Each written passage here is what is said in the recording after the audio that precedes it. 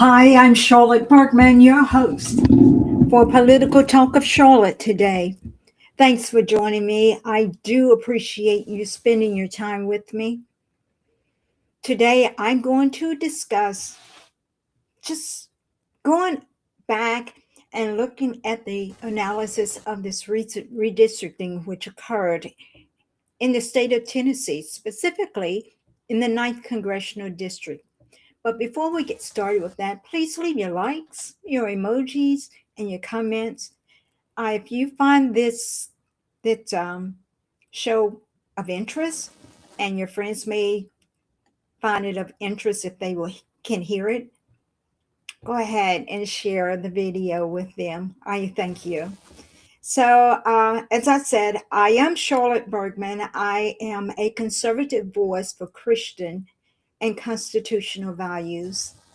Now, in today's video, among other things, I'm going to talk about some factors which are going to highly impact where you vote during this midterm election, specifically the primary, because that is what's coming up for me.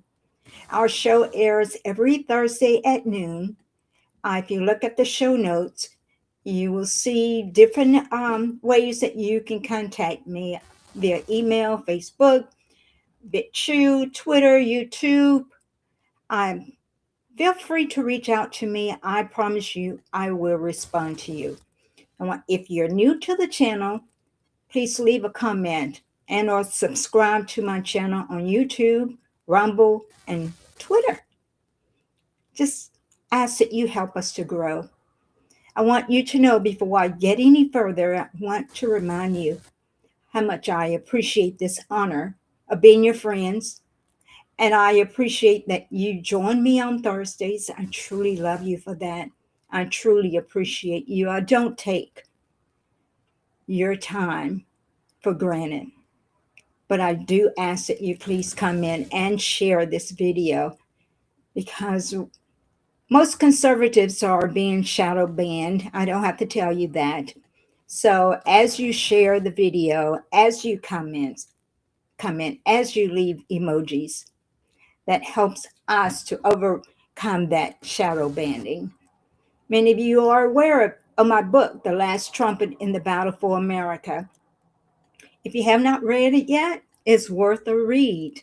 You can get it on Amazon or on many of the online bookstores. So before we get started with the show, just sit back, get your popcorn and your Kool-Aid, if that's what you drink, and just enjoy the show, because it's going to be a good one. Oh, we've got people that are already commenting. Nani, thank you. Thank you so much. I appreciate your support. Lynn, I appreciate you. And Curtis, thank you for being new to the show. I appreciate you also. Before we get started, guys, many of you know about the redistricting. Many of you know that on last Thursday, the vote came down and we're moving forward. The Tennessee General Assembly, Justin Tucker.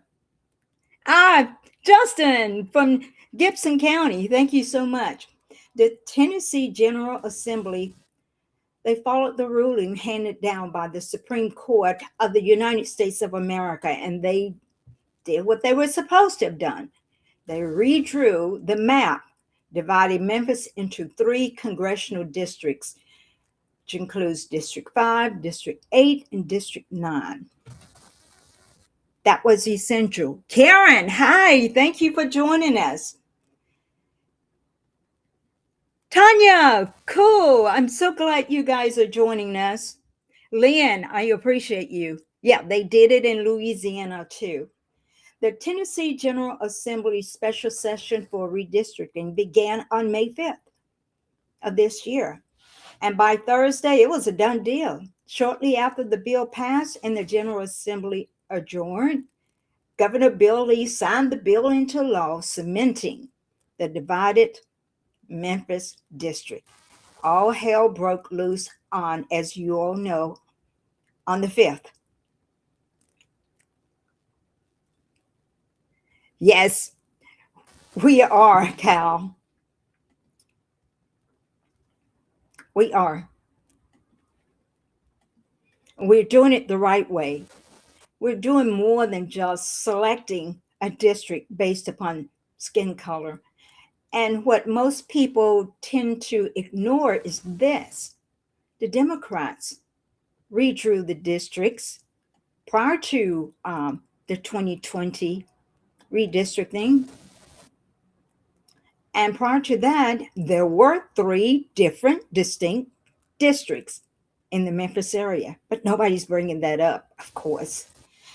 The Supreme Court, the U.S. Supreme Court's recent decision in Louisiana versus Collins struck down a majority Black congressional district in Louisiana, significantly weakening a key provision of the Voting Rights Act.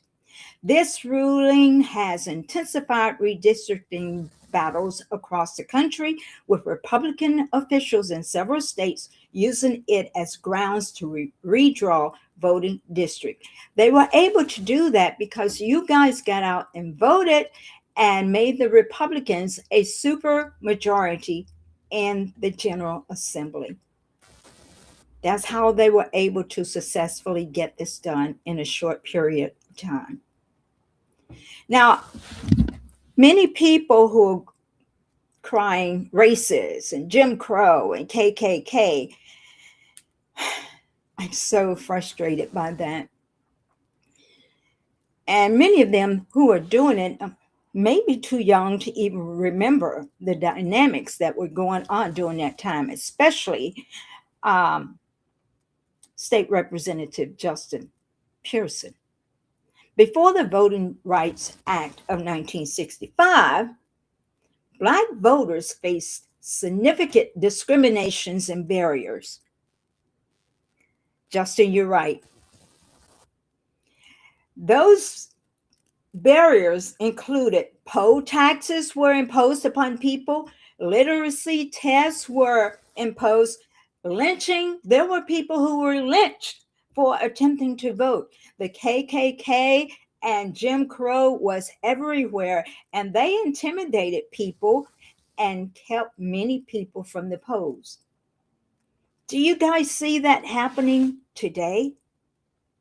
Are there Black representatives in Congress now? That shows that we've made progress.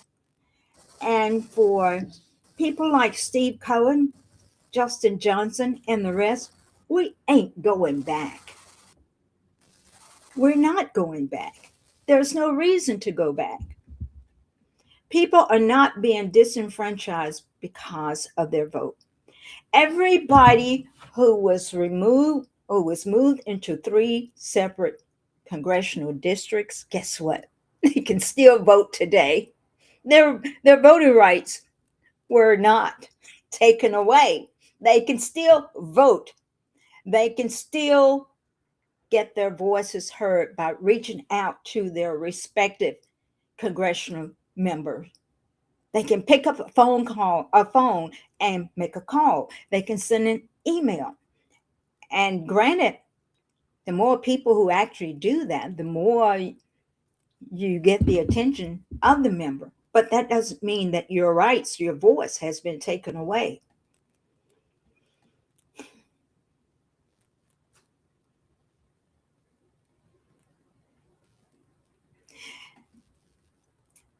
They are being disenfranchised because they've sat back and allowed themselves to be placed in an all-Black district. And many of them who have voted all-Black for all-Black representation, they're not getting the help that they saw. And the people are frustrated, and that leadership who is not giving them the help are saying, look over there. Those people are the cause. Those people are the reason why you're not getting the help, not taking accountability for the fact that they're not doing what they're supposed to do.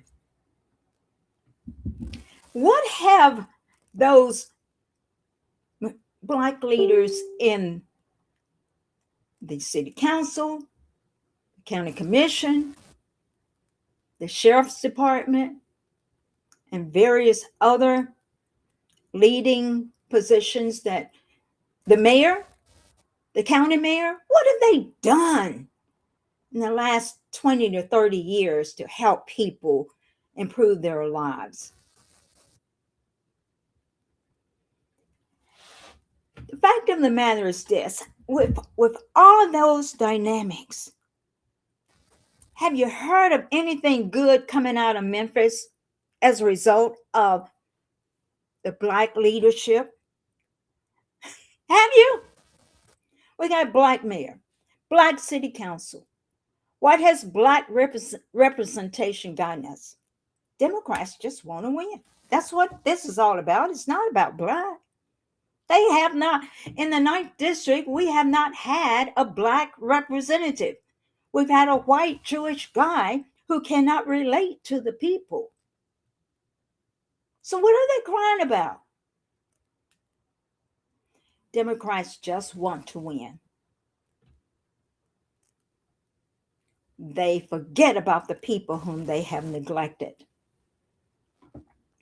Now, unfortunately, the Black mindset has been so brainwashed that the low expectation keeps us looking at skin color. Oh, they are going to take away our voices because nobody's Black is there. I'm Black, but not only am I Black, I'm going to give you a little bit of information about me, not because I'm Black, but because I'm qualified. And if you go to the state of Tennessee's website for the candidate list, still as of now, I'm categorized as qualified.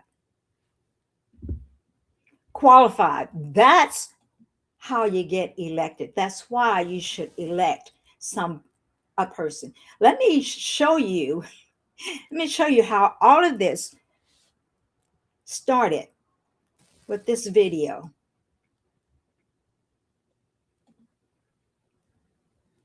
A little ironic that the woman now who is likely going to win the 9th district in Tennessee is a Black Republican woman as a result of this redistricting effort. It's likely going to be a Black Republican woman who beats that old white man. Could I make this very simple? But that's racist? We're going to come back. It actually is. We're going to take a quick break, and then Tesla and Congressman, I'm going to have you both respond. We'll be right back. That's what got it all started. From CNN, they realized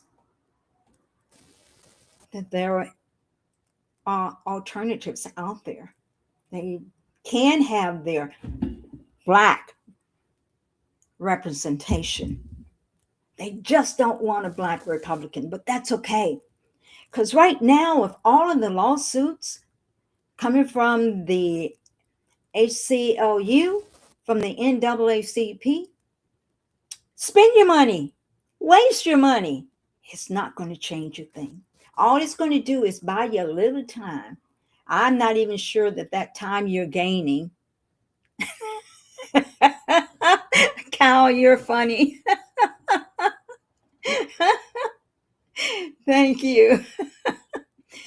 I'm not sure that the time that they're wasting is going to help them as they try to stop what the Supreme Court has stated was in order.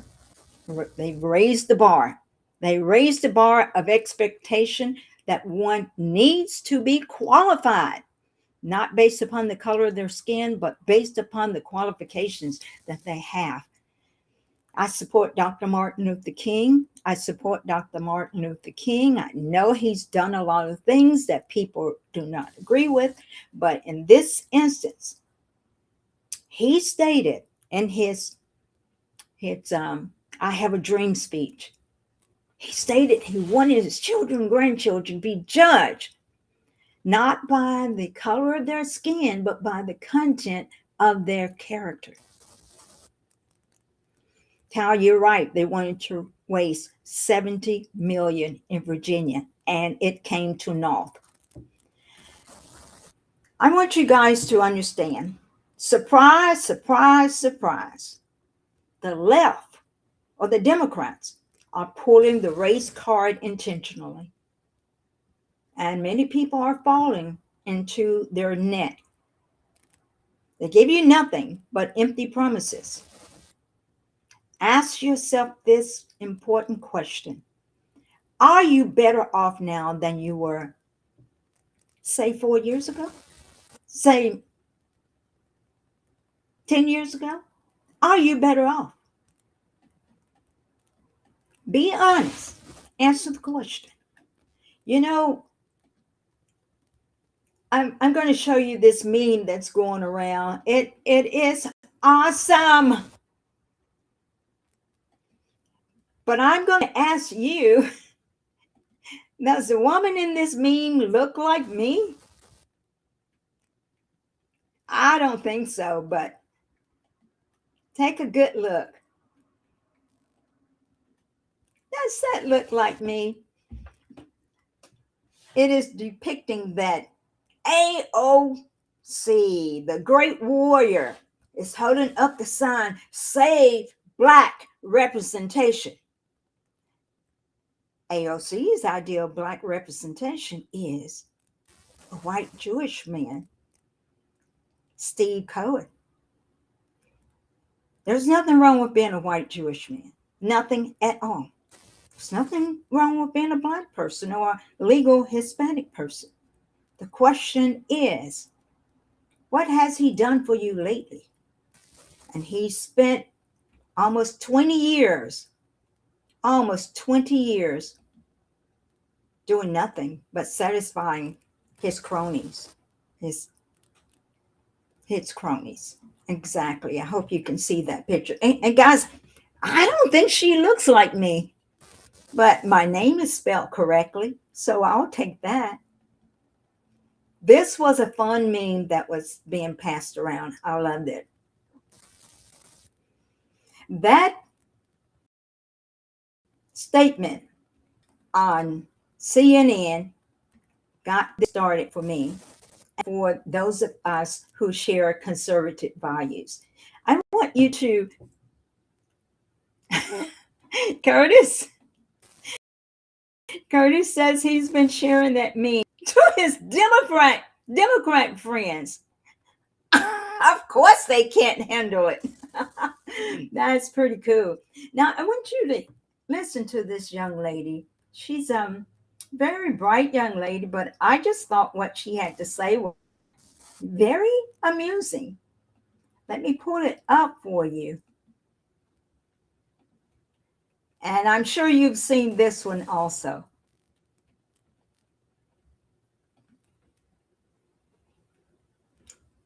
Let me get it pulled all the way up, okay? And get myself out of the way. She's very, as Joe Biden would say, she's very articulate.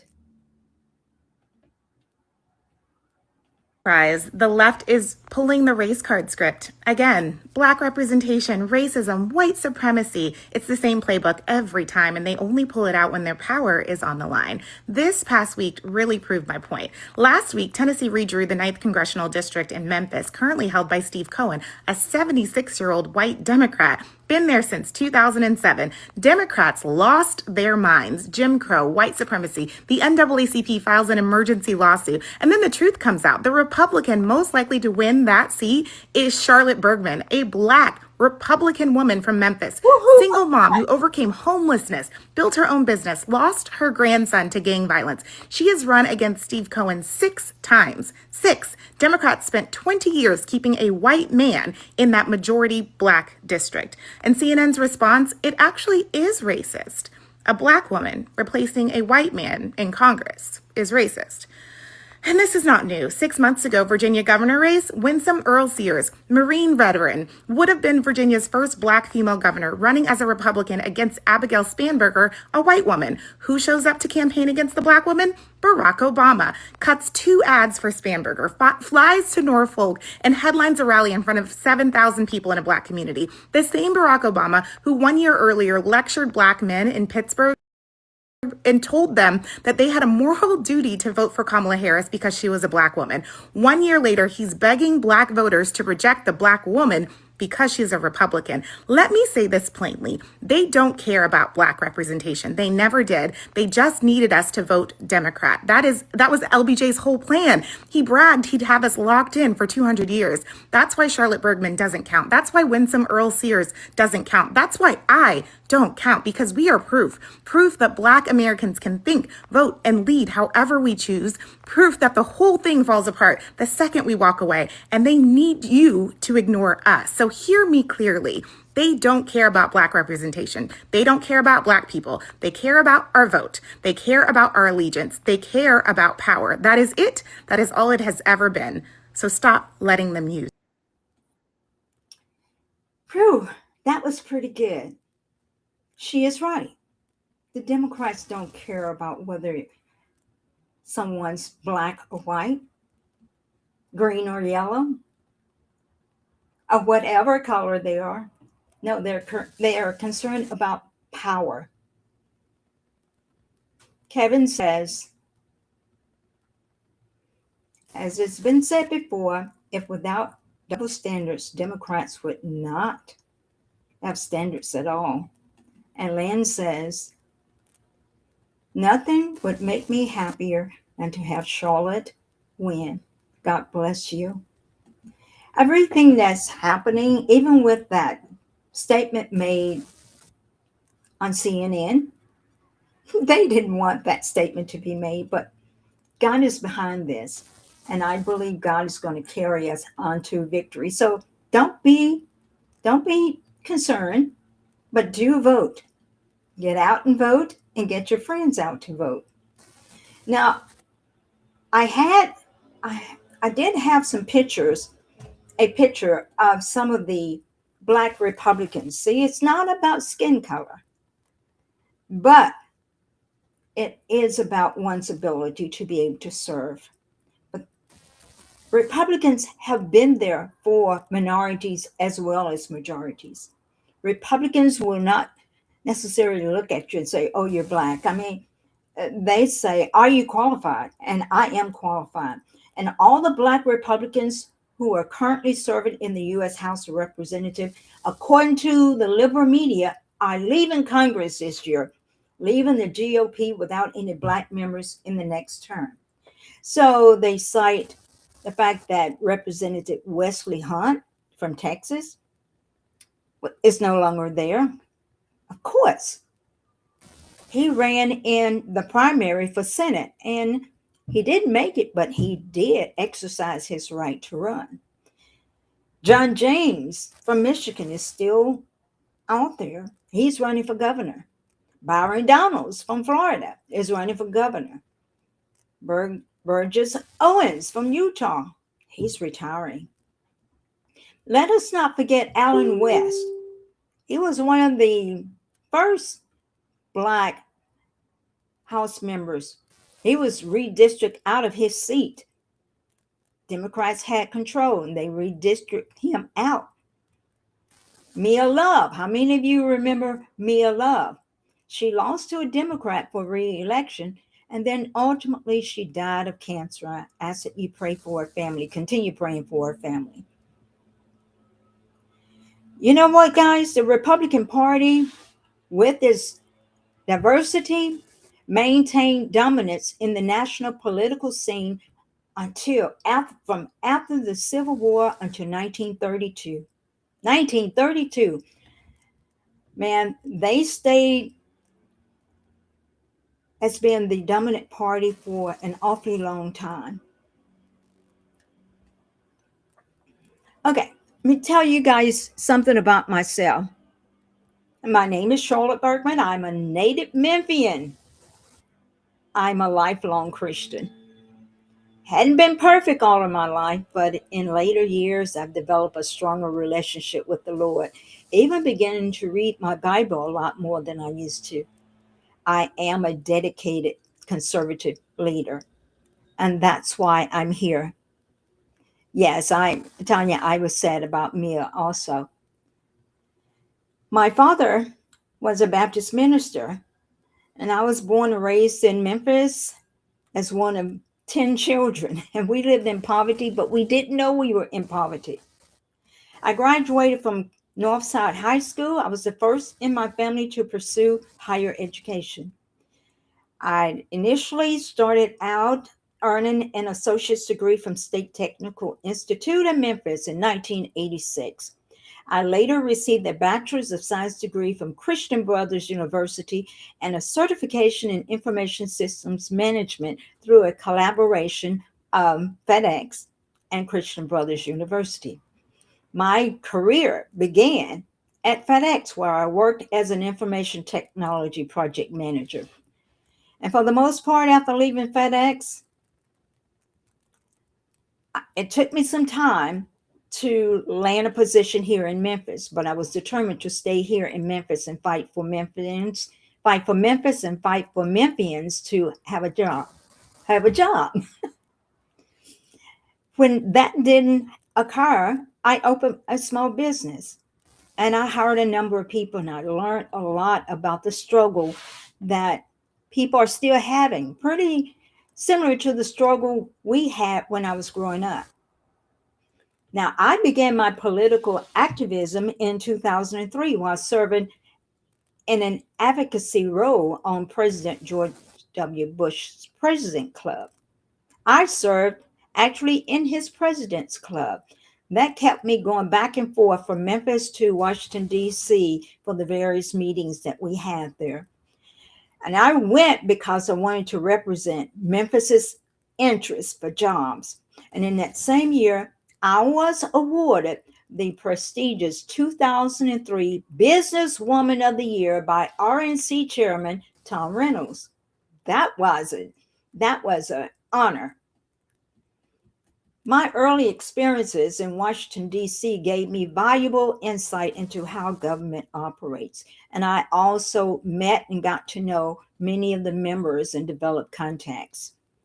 I served on the Tennessee Republican Party State Executive Committee and was named Statesman of the Year in 2018. And I've been a longtime radio and television political commentator. I had a radio show on KWAM before Todd Starnes took over. It was called Straight Down the Line. I authored the book, The Last Trumpet, which addresses the battle for America's future and the dangers of government dependency. And that's where we've lost our way. Jim Crow couldn't stop us. The KKK couldn't stop us. No, it was the government that came in and started tempting us with that cheese and peanut butter and getting the husbands and fathers out of the home. That started tearing down our Democrat families. Actually, they were Republicans at that time, but Black families. I was the only Republican willing to challenge longtime Democrat incumbent Steve Cohen in one of the most heavily Democrat districts in the country. And the reason I did it and kept going was because I didn't have a lot of money to help me to get my message out. But what we did have was an increase after each election of more and more people crossing over and voting Republican. That was what was encouraging to me.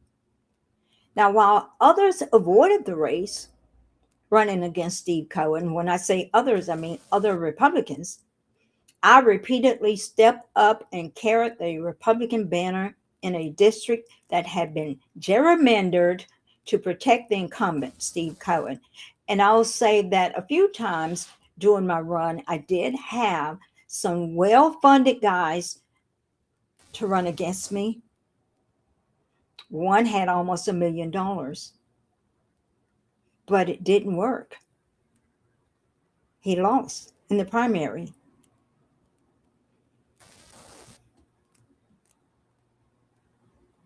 We're gaining more and more Democrat votes after each election. Oh my gosh, somebody wrote something. It's pretty long. Oh, my buddy Don, he's working hard and I appreciate him. So I'm asking for your vote. I'm asking you to vote for Charlotte Bergmann. My website is bergmannforcongress.com. Go there. Find out more about me, please. Together, spreading unity, we can ensure that District 9 has a Republican U.S. House member. And any Democrat that runs, I certainly would be the one that would give them a challenge to defeat them in the new Tennessee 9th District.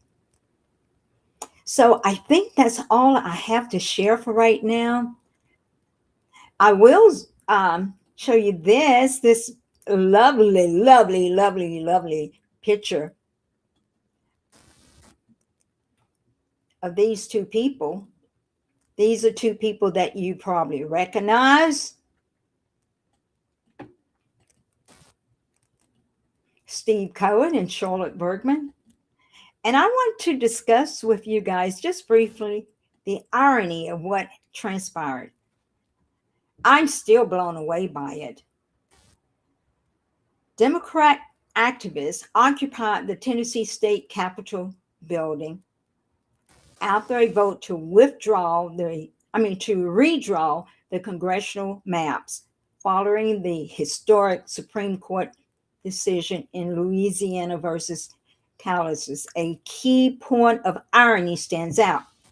The Gateway pundit reported on the vote that sparked pandemonium on the floor. You all remember that at the Capitol building, as a radicalized state representative, JP, belittled state troopers maintaining order, calling him a boy. A boy. This is what we fought against. I believe the Democrats are just trying to turn back the hands of time and go back to the 30s, 40s, and 50s, and 60s. And then he had the audacity to call the state trooper an MF, and you guys know what that means. Out of that same mouth, the following day or so, he was calling on God. He's going to have the answer to God for that. There were others at the General Assembly that were burning Confederate flags in the halls of the building. And here's the irony. It was Democrats that flew the Confederate flags. These people don't know their history. They don't take time to learn their history. And it is imperative that we learn our history. So the NAACP, the and other groups are suing the state for their dastardly deed of redrawing the map. Go ahead, throw away your money. Go ahead, because it's going to come back down to you're not changing a thing. Now, I want to show you this last bit of information before I go. Want you to see this?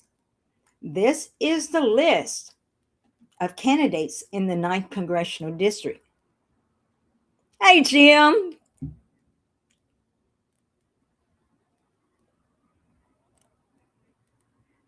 Curtis got, what is it? He's got a concern about me, but that's okay. I'm comfortable in my own skin. I know who I am. My father raised me well, and I will not succumb to the antics and things that I don't believe in. So call me what you want. I don't care. I'll just respond to Charlotte Bergmann. Okay. So if you can see the list of candidates,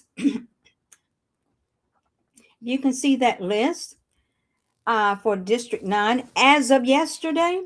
Charlotte Bergmann is the only one that is a Republican that is categorized as qualified. Now, there is an Arthur Gibson. I don't know who he is. He's from Memphis. He has pulled a petition. Brent Taylor, Jeremy Thompson, and Todd Warner, all three of them have their signatures approved. Not qualified yet, but their signatures approved. So this race is going to be interesting. I'm going to need for you guys to do what you do best. Get out and vote. Take your relatives to vote.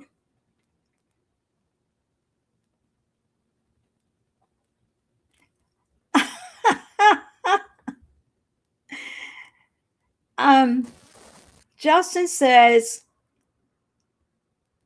he thought Democrats wanted to secede from the Union, from Tennessee.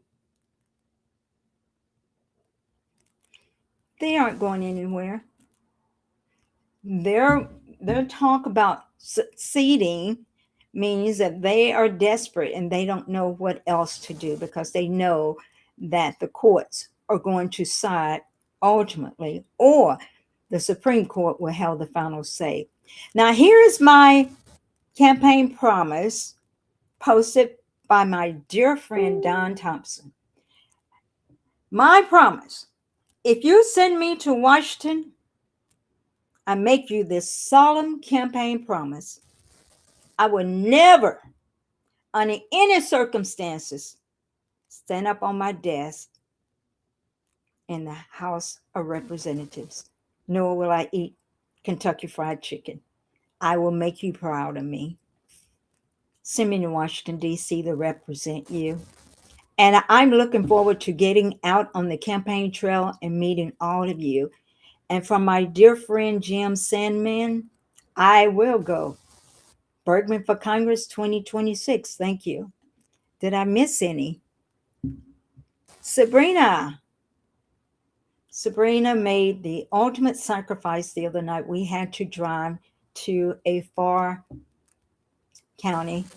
She drove for me because I'm horrible about driving at night. Guys, I've gone on too long. I'm proud of my country.